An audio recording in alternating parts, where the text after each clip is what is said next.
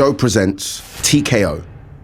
Welcome to TKO on Joe. First up, massive shout out to all of you who watched and listened to our episode with Kurt Angle last week. I was looking at our views. We've had something like 500,000 views on like Facebook Watch and Instagram Live and Twitter and everything like that. Amazing.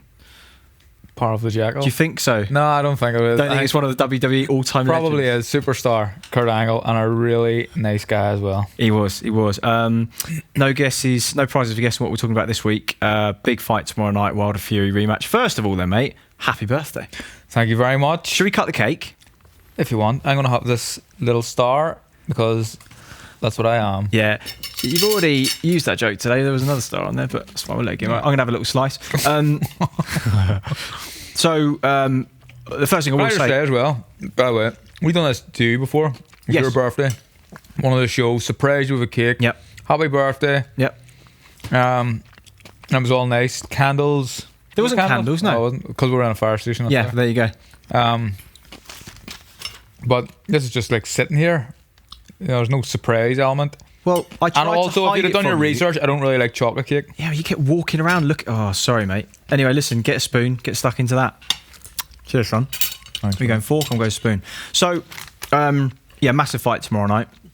One thing that we spoke about in New York with AJ was how the pressures of doing so much media, because there's no getting around it. It's been promoted brilliantly. But I would say it's almost to a point of complete saturation now, where I don't want to hear anything more about this after Saturday. Yeah. Do you feel like that can sometimes take a bit of a toll on the fighters? I think it probably can. Yeah. It seems to be super intense, this one, more so than any other fight. Yeah. More so than AJ fights, who gets an unreal amount of attention. But this fight has it's been talked about, it seems like, for a very long time. They've been doing a lot of media stuff. I just hope that both fighters have understood when there's time to do the media and it hasn't affected their training regime, which it can do. Not only do you try and plan your training sessions around media obligations, but they can be very tiring sometimes. So even if you've done the media obligation, you're finished on time, and then you have to go training, you may just be tired and you may not put as much effort into a session as you would have without the media session. So it's very, very difficult to manage, and I've never seen anything like this so far. It's an absolute media circus. I mean, you are no stranger to World Championship rematches in Vegas. It was 3 years ago, January. You and Leo Santa Cruz did battle again. Very close fight, second time.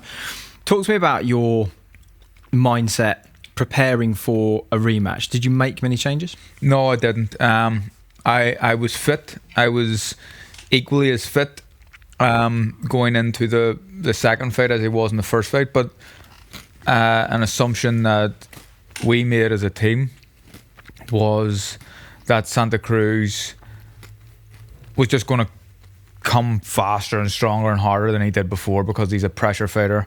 He applies a lot of pressure, and he's just going to come even stronger than he did before. He was intense in the fight, but he used his distance a lot more, and I didn't have a second plan or a plan B to negate that and figure a way around it. And I was just kept continuing to try and force the fight, kept suiting him, and he won the fight fair and square. Because obviously you went into that as the winner of the first fight. Yeah. Right? There was no first fight. There was no winner in this first fight. It was a draw. But obviously, in the eyes of the many, the winner was Tyson Fury. Yeah. What's the mindset of Deontay Wilder going into this fight, feeling deep down that he probably lost that fight and was maybe lucky to get the draw, knowing he's got to make some adjustments in order to not come off second best tomorrow? Yeah, I don't know that, and that's the thing. He will have to make adjustments. I think the adjustments will have to be that he's a bit more aggressive, but that may play into a fighter of Fury's caliber's hands being able to move around the ring more and see a kind of rushing forward Wilder and picking him off a little bit easier. It's this fight, a lot of people are guessing as to what's going to happen, and I don't really know. Normally I have a really solid opinion as to who's going to win a fight. I don't know in this one. I really don't. But I think there's two ways this can end. Fury points Wilder KO. I don't see another way. Yeah, Deontay Wilder, to me, doesn't strike me as somebody that's... I feel like he's reached his ceiling. Like, what we see from him now is what we're going to get. 33, 34.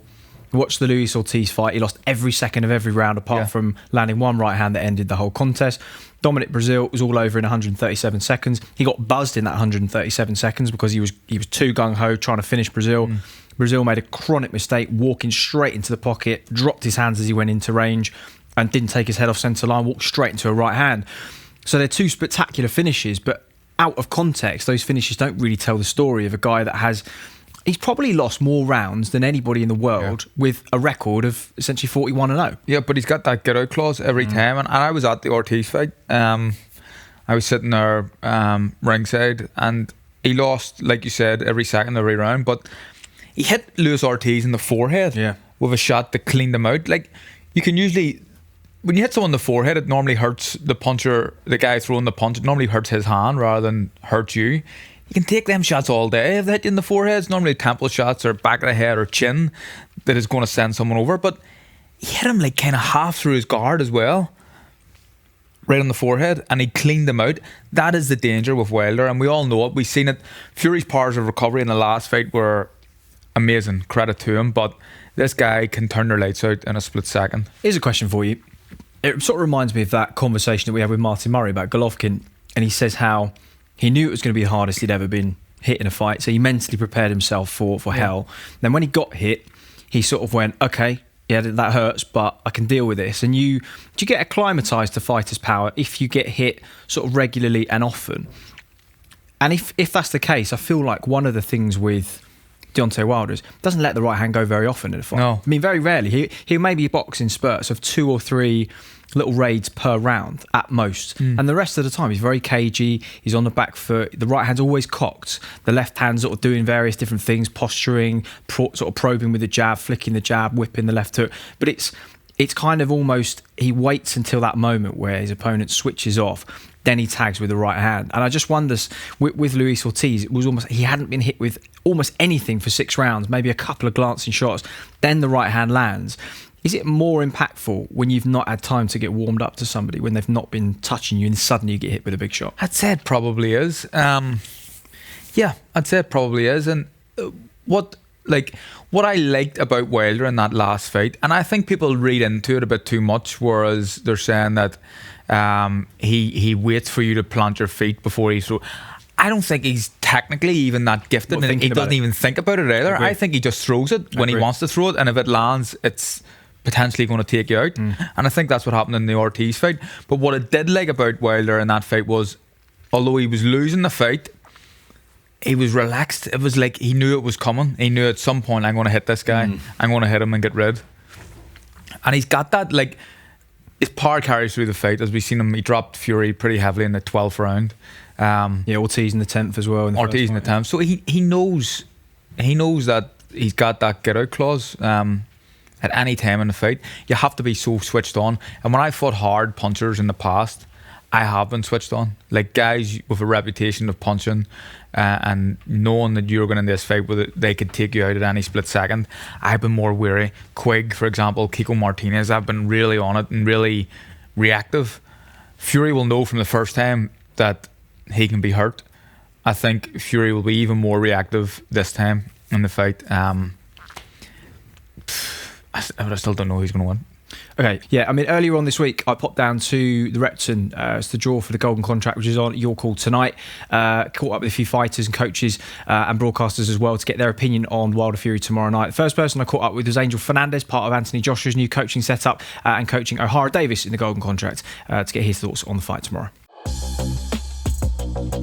I think Wilder knows that can hurt Fury. But I think one of the things that for me, I think in the last fight, Fury lost too much weight, too quick. And I think this time he's going to be in a better kind of like physical and mentally position. And I think I'm going to go for Fury, to be honest. Talk to me a little bit about Sugar Hill Steward, because obviously Manny Steward's nephew, that Kronk gym philosophy, they're much more aggressive style of fighting, which is different to how Ben Davison taught Tyson. It was much more like pot shot, negative. Do you feel that they have to approach the fight in a more aggressive fashion, because if it goes to the scorecards, Fury is leaving a lot to chance? Not necessarily, because I think he was doing well in the last fight. But then again, once you go to America, you have to maybe kind of like be slightly more aggressive in your work. But for what I heard and for what I've seen, is a more kind of like technical approach to Fury. So I think you know, to be honest, I'm not gonna go for points with Fury, but it would not surprise me if Fury hurts Wilder. To be honest, I mean, for me, Wilder has to be slightly more busier with his work, quicker footwork, gathering much more than what he actually normally does, you know, because he allows the guys to pretty much take the runs, and we saw that with Ortiz. You know, one of the things that kind of like a lot of people underestimate is Wilder, I think, because he's not very good technically, but you cannot be planted, and the moment that you plant your foot and you get flat is when you get that right hand, and Ortiz got that in the last two fights. But I think if he keeps himself, you know, busy with that jab, you know, cut the ring a lot more and busier with his combinations, he knows he can hurt Fury. So it's an intriguing one. It's a 50-50 though. And much less likely to go the distance than the first fight. Yes, 100%. You're watching TKO. So best of luck to Angel and O'Hara Davis tonight. So he mentioned there, he thinks that the key to Wilder's victory, if it's to happen, is to be busier. It's interesting because he puts so much into shots. You know, if you're going for the finish, or if you sense somebody's hurt, you can step up through the gears, but you can't maintain those gears for 3 minutes of a round, because you get sapped of energy. We saw it with Anthony Yarde against Sergey Kovalev. Because Wilder puts so much into shots, he has to fight in intermittent bursts. So it's going to be very hard for him to actually step the pace up for longer portions of the fight. Maybe that's why he doesn't throw the right hand as often as he should, because when you're missing and hitting thin air, and you're putting so much effort and force into a shot, that really tires you. If you're not hitting anything behind it and it's just falling into thin air, it's tiring, and it's energy sapping on the body. But he does need to be busier. What I will say is, it looked so easy for Fury the last time to avoid the right hand when Wilder did throw it, by simply ducking to Fury's inside Wilder. So he kind of just ducked down every time, right, and he just done it the whole fight. That's all he done. Anytime that right hand came, he ducked inside and it went over his shoulder every single time. But he's ducking in the same direction all the time. If you're Fury's coach, you're drilling every single day in the whole training camp. After the right hand comes, you're throwing a left hook, kind of that direction where you're hoping Fury's head's going to be, and you're just doing that over and over again. But I don't even know if Wilder has the ability to do that with his feet and his balance and how he sets his feet. I don't know if he can throw that shot. But if a better boxer, that's what I would be doing. Two things on that. One thing you've noticed in the second half of the fight, Wilder starts to aim the right hand almost like bottom left. So instead of aiming it straight, because it's sliding straight over Fury's shoulder, he starts to aim it a little bit lower. And he was catching Fury a little bit more regularly with the right hand. The second thing, this is someone called Daniel Allen on Twitter pointed this out. So the two times Fury got dropped, I think it was right hand, left hook, and Fury tried to go under the shots both times. So he tried to kind of dip, and I think the right hand missed, but the left hook caught him on the top of the head or the back of the head. And that's when he went down the first time. He was off balance, I think, for the first one. It wasn't a properly legit knockdown. The second one, obviously, he was. And in that 12th round, when he started coming back, it was when he slipped outside of the right hand, came back with a left hook right hand of his own, and actually caught Wilder, and that was when he wobbled him in the 12th round. I guess in the simplest sense of the word, you've now got, both of those fighters have got 36 minutes of data on each other. And not only data that they can remember in terms of feeling how the shots were, the speed, everything else, they can actually watch that footage and say, what didn't work for me this time? What am I going to try this time? So although, you know, fighters who have been in the game that long, we're not going to see anything dramatically different from them stylistically. No, I think if you're Fury, you have the similar approach. We're hearing all this stuff that he's going to stand and have a fight, and he's gained more weight because he wants to take Wilder out. I don't believe that for a second, for a start. I don't believe that Sugar Hill and Andy Lee would allow him to go and stand and have a fight with a guy like Wilder, who's such a dangerous puncher. But he needs to fight in a similar manner to what he done the last fight. This is boxing. He's going to get hit at some point in the fight. There's no way he can go through 12 rounds without being hit. But it's about how he rides his shots and how clean he gets hit. Interesting. I never noticed that. Wilder throwing the shots kind of down that direction where Fury's head was going to be when he was slipping the shots. It'll be interesting to see if him and his team start from early on in the fight throwing that shot from round one. Let's talk about that influence of Andy Lee and Javon Steward. He's obviously started working with Emanuel Steward. In fact, I say started working with him, worked with him for about 4 to 6 weeks and then kept in touch with him. I think back in about 2009-10, he went over to the Kronk and I think they had a real affinity together and he really loved it. But Paris was pregnant at the time. He didn't want to stay over there. He had obligations back home, so he came back. But he'd always kept in touch with them. And I think he felt like this was a way of kind of finishing what he started there, bringing Andy Lee back into the fold, who of course was there when he first walked into the gym. The Kronk fighters tend to be much more aggressive. They do tend to be, when you look at some of the fighters, I mean, Tommy Hearns obviously is the obvious one, but there are long, rangy, hard punchers, people like Gerald McClellan as well. Yeah, knockout artists, a lot of them. But for Fury, and we talked about, it was announced yesterday, the judging panel. So Dave Moretti, Steve Weisfeld, Burt Clements, and then the referees Kenny Bayless, an all-American cast, almost an identical cast to your rematch of Leo Santa Cruz. As a Brit fighter going over to Vegas, do you have any concerns when you see an all-American lineup on the judging panel? Does it make you think, I'm going to need to have to do something special? No, I don't think so. It didn't concern me the last day. Well, it didn't concern me, I think, because I'd beaten Leo Santa Cruz in New York. I think all American judges. I'm not 100% sure. You're looking at me like I've got box record. I don't know. You might know. Yeah, I don't know. You probably know more than me, but I wasn't concerned about the judges getting the decision wrong. What I will say is I think one of them who is judging this fight scored my second fight with Leo Santa Cruz a draw, which I think was wrong. I just felt at the end of the fight, I haven't scored the fight, but I just felt at the end of the fight Leo won the fight. But I don't think it should be something that Fury's too worried about. I think that because of the scrutiny around the last performance of the judges, everyone knows that Fury won that fight, pretty much. But because of the scrutiny around the last judging setup, I think that this time they will know about that. The eyes are on them. And the eyes are on them, and it will be as far as it can be. Andy Clark, Sky Sports commentator, who you hear in action tonight, the Golden Contract. I asked him something about that as well. Let's hear what he had to say. He's not just going to do what he's always done, style-wise. I mean, it just wouldn't... It'd be a radical departure because it's always worked. I know the first fight was a draw, but most people agree that he should have got the win.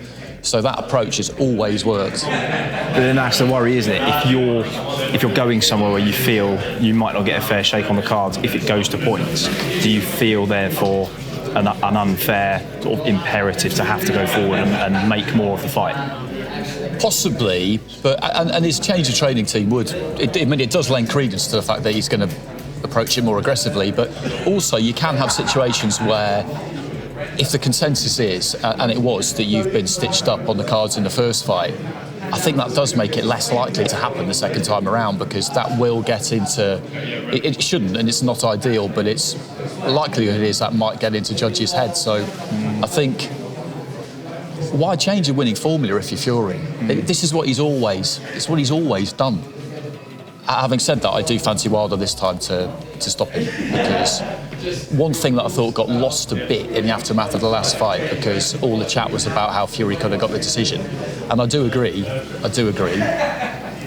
but Wilder very nearly took him out, and he was 1 second away from doing it, and I think he's got better at it since then. Yeah, so that's quite interesting to hear what Andy said there about thinking that perhaps it might work in Fury's favour because the eyes of the world are on the judges and they know. So if we're looking at a fight where there are 12 close rounds, some of those rounds where they are on the fence might get edged to Fury out of instinct this time. And it shouldn't be the case, but it could be the case. So it's a very fair point that Andy made. I just don't think that Fury will be too worried about the judging going in this time. What I will say is though, and it's getting been brushed under the carpet. Obviously, Fury has teamed up with Andy Lee and Sugar Hill. Sugar Hill, isn't it? Yeah, well, his name's Javon Steward, but yeah, his nickname's Sugar Hill Steward. Yeah. But Ben Davison, who's brought Tyson Fury back from obesity and on this amazing path to fighting Deontay Wilder and beating him, in my opinion, but just not getting his hand raised, has been suddenly dumped and dropped for what seems like another very good team. And Andy Lee, someone who I know, very, very. I always thought Andy's going to be a fantastic coach, but he's got a brand new team for the biggest fight of his career. I really don't understand the reasoning in behind dumping Ben Davison off. So I was reading, and Ben is a very respectful guy. So anytime he's asked in interviews, he never speaks out about things, and he's always wishes Tyson well. And of course, you know yourself, like you have to sometimes say things to placate, but ultimately, I think Ben's dealt with the whole situation admirably. Yeah, I've read that, and this was from Javon Steward. Actually, he did an interview a couple of months ago and said. He was asked by Tyson if he wanted to come into the fold and work as a collaboration with Ben, and Tyson said to him on the phone, he said Ben will be involved as well, so it would be yourself and Ben kind of co-training me. And Stewart said, look, I'm really excited about that, sounds great, get back to me and let me know. And then a couple of days later Tyson called and said, look, Ben won't be involved, but obviously if you'd still like to be involved, that would be great. So I think maybe it was that Ben didn't want to co-train somebody. He wants to either be at the wheel or let somebody else take the reins fully. And perhaps he felt like stylistically it would be a conflict of interest because of the way that they coach and the way that he coaches. He felt like actually it wouldn't be the best thing for him. Yeah, and maybe it's an admirable approach. And he hasn't really said anything. He's kept his lips sealed as to what really went on, but he has been wishing Tyson well. But I just feel like he won that fight against Wilder. If he had got his hand raised, would Ben Davison still be his trainer? I think so. Yeah, I think he probably would have.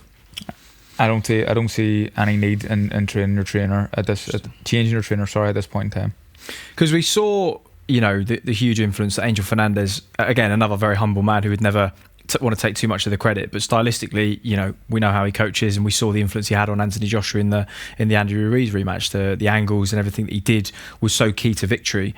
Do you think Fury really needs to change that much going into this one? He doesn't need to change anything.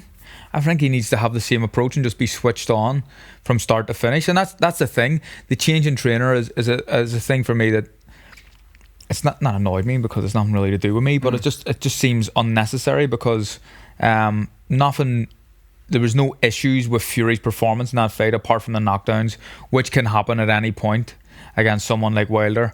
But and he got up for him, so that has to be a credit to his fitness and the fitness regime and training plan that Ben Davison had put together. But the tactics from Ben Davison, I think, were spot on and as good as they can be. Fury got nailed by the hardest punching heavyweight there's ever been, possibly, and he went over, but he got back up. I don't think there was a need to change trainers. He's brought Stitch Duran into the fold, best cutsman in the world, most experienced cutsman in the world, in anticipation of potentially that scar tissue opening from 47, I think, stitches he had against Otto Vorlin. I mean, that's insane. Yeah. Also potentially coming in a little bit heavier. Of course, you know yourself, and you sent me that picture when you were I forget whether you were super bantam or bantam, you're absolutely shredded. Yeah. Obviously you're thin, your skin is going to be thinner on cheekbones and above your eyes and stuff like that. Little bit of extra weight and a bit of extra hydration, potentially just a way to try and preempt cuts and just to manage cuts. Yeah, I suppose potentially, yeah. And maybe people are maybe looking into the weight, him coming in heavier. He's about a stone. We're expecting him to come in heavier than he was the last time. It's not going to, these big men, that's not going to affect him too much, especially someone with the shape of Fury. It's not as if he's coming in obese again. He's never going to look that good on the scales or on a fight night. But a stone for someone like Tyson Fury isn't a lot of weight. I think it's more probably down to not cutting, but also to maybe trying an extra stone behind you, taking a shot might benefit him that way. But for people to suggest that he's put on weight to go and stand and have a fight with Wilder, they've got that very, very wrong. Yeah, Leopard doesn't change his spots that much, does it? He's not going to suddenly come in and be a walk forward. No. And let's not forget, Fury was knocked over by Steve Cunningham. Like a 210 pound heavyweight. And not even like he wasn't a big punching cruiserweight when he was a cruiserweight. Really, no. It's like you have concerns for him because Wilder's such a dangerous man, but I think that probably the little bit of weight that he's put on may not be a bad thing. I don't think it's going to be detrimental to him. I don't want to discredit Wilder, but I have almost no doubt that the reason they took that fight originally is because they thought they were catching a very cold, unfit, rusty guy who'd had a 3-year layoff, was up to 27 stone. He'd fought Sefer Seferi, who's 5'10" cruiserweight, and Francesco Pianetta, who's just nothing to write home about, even at European level.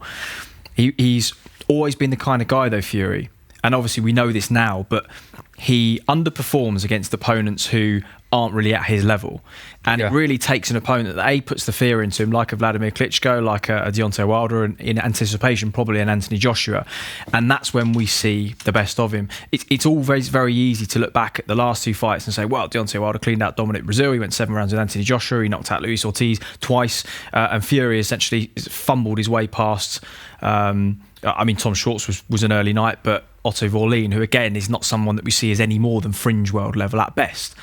But again, Fury's track record is that on the night, on the big stage, when the lights are on, he performs. Yeah, and I think that's a fair comment. I think that probably out of all Fury's performances so far, I would say the Wilder performance the last time, the draw that Fury won, that was better than the Klitschko victory for me. Yeah.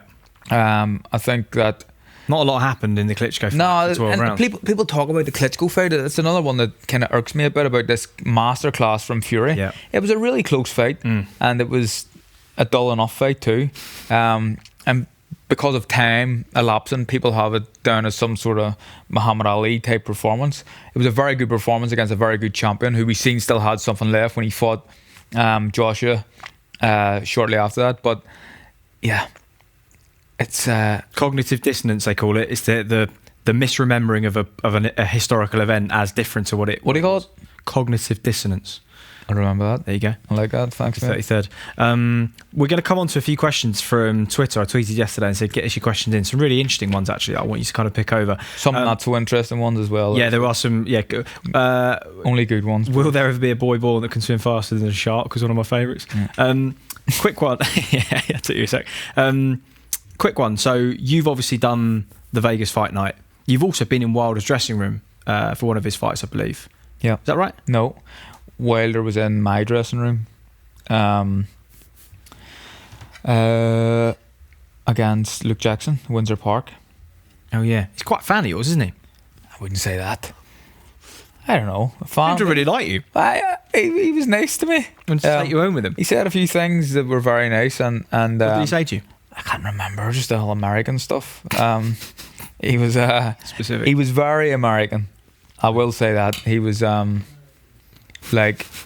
So he's just got Americans. No, it was very, very American when he came into the room. I was like, "How you doing, big man?" That's what I says. Right, that's what he's saying. And he says whatever, about the fight. I went, yeah, with a bit of luck or whatever. And he went, "There is no luck in this business, man. Bomb squad, man!" And he starts shouting "Bomb squad." Run about Belfast, which isn't the best term to use around Belfast. Yeah, but, he was liked by the people. He was very friendly and he was very approachable. And he said some very pleasant things to me before. Okay. And what about interactions with Fury? Fury's been really nice as well. Fury has said some good things as well, and I've always wished Tyson well. And I want them to win the fight. I do want them to win, but I'm still not 100% sure. I remember getting my daughter Carla to get a photograph with him because he's, the big heavyweight champ that he is, and it's nice to have these memories. And he lifted her up and Rossa was running about somewhere too, and he took a tenner. It was all he had in his pocket. He'd have probably given them more, a tenner to Carlin and a tenner to Rossa, which I liked. I know he's got plenty of money, but it was still nice to do that to the kids. So he's a nice big man, and I think the Fury away from the cameras is someone completely different. Interesting.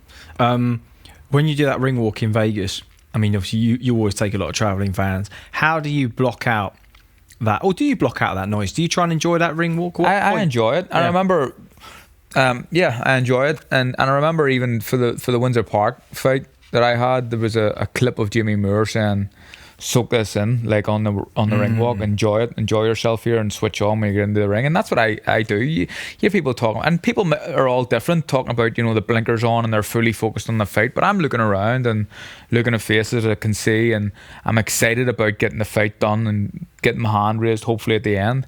I don't think I'm really in the zone until I'm in the ring. Okay, good. Let's go to Twitter, shall we? Kane Miller asked a good question yesterday. He said, we all focus so much on Deontay Wilder's flaws. It's very true. What are our thoughts on the subtle things that he does well? Do you want to go first, or shall I go first? I would like you to go first, because I don't know if he does too much well. In that first fight with Fury, I thought that sounds a bit of a I don't want to be... No, it's not. And again, it's one of those things where actually it took me... I remember reading that and I had to think... What he does well. What does he do well? Because actually by the textbook, the answer... What he does well is knock people out. Right, which is ultimately the A to B of boxing. Yeah. So I think subtle things he does well. With the first Fury fight, he didn't react to the feints, and I think Fury really wears people down with feints. Sort of Vladimir Klitschko was totally flummoxed by the feints. It sapped his energy. It took him out of his rhythm. He didn't know when to step on Fury. Didn't know when to step off. Whereas Wilder, I think, had practiced getting sparring partners in to throw lots of feints and ultimately not being drawn in by them. I think that was actually quite a smart sort of game plan that went unnoticed in that first fight. I also think he sets up the right hand better than a lot of people think. Sometimes pulls the guard away with the left hand. He uses the jab as a kind of blinding mechanism. He's not just he does telegraph the right, and he lifts his back leg off the floor when he throws it, and he's often off balance when he misses the left hook. But he does subtle things. He maintains the gap well, maintains the distance well, always got the right hand cocked so that at any point he could pull the trigger. And because you know what the power that's going to come with that, it creates tentativity in the opponents without him actually having to do very much. So that's what I think he does well. Not many things. I agree. Thanks very much. No, you're right, but he makes a lot of mistakes too. Yeah. There's no such thing as a perfect fighter, but interesting what you said about the pull down as well. That's an old kind of Russian or Eastern European technique anyway, where they pull your hand and throw hooks in this way. Lomachenko's brilliant at it, but I never really spotted it. But now I can imagine, just after you said it, that he kind of does it like a long... He keeps his hand out long and kind of pulls it down this way to throw a right hand. I suppose that is something that he does pretty well. How wise, this is from Mikey at Analyse Boxing, how wise would it be for Fury fighting on the inside, using his size and frame against the much lighter man, but also nullifying Wilder's power in the process by keeping him up close and not allowing him full leverage on his shots? It's a great question. Well, yeah, it is a good question, and I think I don't think Fury can stay on the outside all the time, and I think when he is on the inside, he will have to be very close to him. He cannot be in the middle distance. No. Fury at all. He needs to be very far away or very close. Kenny Bayless is a referee who typically doesn't let people fight out of clinches and on the inside, so that may be a problem there. But I think a big man like Fury, if he's clever and he gets to the inside safely, he can use his strength to sap a little bit of energy. But with different referees, you may get away with a little bit more. Kenny Bayless typically doesn't really let people... He breaks the clinch. He does. He gets in, and he's a big, strong guy too, which means there's not going to be any nonsense in there. He's a very good referee, Kenny Bayless. This is from the boxing writer. At what point, if a fight-ending cut were to occur, do we go to the judges for a technical decision? Is it 5? Yeah, so it's 4 completed rounds onwards. Has Carl ever tried a hot cross bun? I guess it's after the mince pie thing. I haven't, by the way. Have you not? Never tried a hot cross bun? No. How many weeks to Easter? Is that an Easter thing? 5-year bring some in. That's mental. Why have you? Where did you live? Like in a They're not air a big raid thing. shelter. Hot cross buns aren't a big thing. 10 years of your Northern life. Ireland. They're not a big thing. Do you mean they're not a big thing in They're Easter? English. They're English. They're not Northern Irish. Easter in Belfast. Do you have Easter? But we eat Easter eggs like normal people. We don't eat hot cross buns. Okay, fine. Carry on. Feel free to comment if you think that's absolutely mental as well, if it is. Be interesting to know people's thoughts on the future pair of them if Wilder wins. Draw and a win for Wilder surely prioritise a unification bout with AJ over another Fury bout. So this is interesting. So in the WBC rules, Yeah. it says something like that they can override and make any match happen if they believe it's in the public interest. Okay. So classic kind of we can sub do what live we for the want. WB. Yeah. We do whatever we want. If there's controversy in a Wilder win this time around, then you would imagine that there would be enough sort of public thirst for a third and final match, because we may not feel like we're going to get a definitive, or we've had a definitive winner tomorrow night. Yeah. I'm hoping there is no controversy, but what I would like to see, draw on the first fight. Whoever wins this next fight, there's talk of the trilogy fight automatically, and they've agreed some sort of deal in principle anyway. Mm-hmm. I would prefer if the winner, these guys can fight each other all the time, Fury, Wilder, Joshua. I would prefer if the winner of this fight went and fought AJ next. Okay. And then we know the number one on the planet. We know the number one heavyweight on the planet, because at this point in time, although AJ has most of the belts, it's still a debate as to which one of the three is the number one on the planet. What's the bigger fight? AJ, assuming whoever. AJ Fury. AJ's bigger than AJ Wilder, is it? Yeah, I think so. What do you think? Yeah, I think AJ, certainly in Britain. Imagine how big it would be over here in the UK as well. But like, I think that would sell 2 Wembleys out. AJ is the common denominator in the big fight, though, isn't he? Because AJ Fury and AJ Wilder are bigger than Wilder Fury. I agree. He is the kind of missing piece in the puzzle, and that has to happen. Yeah. It has to happen next year. Yeah, you know, and I hope it does. I just hope boxing politics don't get in the road, and by kind of the end of the year, potentially we could have an undisputed heavyweight champion of the world, which would be great for the sport. How much will a 3-stone weight advantage make in clinches when you sparred people that are considerably heavier than you? What sort of what complications? It sap your energy having to hit someone much heavier? And I've sparred a lot of big guys. I used to spar with late middleweights and stuff that I sparred before, and I always remember being physically very demanding. It will come into effect a little bit, but what I will say is, although Fury is heavier than Wilder, is he that much stronger? Doesn't look like a very strong person. Fury? Yeah. I think he's a lot stronger than Wilder. You think so? So Wilder has been bullied around by a lot of quite small heavyweights. Yeah. Spilker, Halpaz. I mean, not small heavyweights, but relative to what he is as a stature. And I think Fury physically stronger than heavy, and that's that gypsy strength, isn't it? They're used to fighting and racking and scrapping. And I've never seen, Wilder's not a guy that physically, and even what was weird when they pushed each other at the presser yesterday, you watch Wilder push Fury, and Wilder kind of almost gets pushed back himself, and then when Fury pushes Wilder, and I know it's all kind of pre-agreed, you push me, I'll push you, but Fury sent Wilder flying. Yeah, kind of like when Jarrell Miller shoved Joshua, and you go, wow, guy must be on the juice or something. And I would never insinuate that he was. But yeah, it was that was a real indication. And it reminds me of when you talked about Nonito Donet. You said he's a real puncher, real snap in his shots, but physically not a strong guy. Yeah. And what does that enable you to just move him around a little bit? Yeah, just and it allows you to rest a little bit more on the inside, and kind of just lie on someone. You know that by you just doing that in your presence, it's physically a lot more demanding on the other guy than it is you. But yeah, I suppose you're probably right. Fury, I wouldn't say Fury's the strongest heavyweight in the world, but thinking about it now, Wilder's big skinny legs and stuff, he's probably a little bit more stronger than Wilder. does he use it though? Does he fight like that? Is he one of these guys, you know, Again, hit he's and not- hold and grapple and move around and push? Fury's not that type of fighter. No, he's not. And Kenny Bayless being the referee as well allowed. isn't going to allow it to happen. No. So we'll probably see a similar stylistic fight to the first one. Very, very interesting. Can I get you to commit to a winner? See, it's very difficult for me. I've been saying I've changed my mind a couple of times, and by the time this goes out and by the time the fight happens, I'll probably change it again.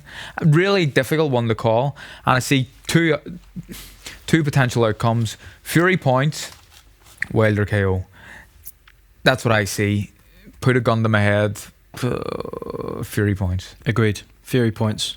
Let's hope it happens, because it sets up a I hope brilliant so. fight with AJ. Hopefully Fury and next year. AJ would be absolutely humongous for British boxing, world boxing, but British boxing would take a massive boost from it. Good stuff, mate. Happy birthday. Thanks for your time. Thanks, boss. Enjoy the fight Saturday. Where are you going to watch it? At home, Yeah. on my own, because everyone else will be in bed. Give me a FaceTime, mate. I'll be up. Will do. Good stuff. Thanks for your company as well on here on TKO. Let us know your thoughts on the YouTube comments wherever you're watching it. Use the hashtag TKO. Love to hear from you. Thanks to all of you who left comments. We've got through as many as we could. Sorry we couldn't get through all of them. But enjoy the fight Saturday night, and we will be reviewing it later on next week. Join us then. You've been watching TKO on Joe.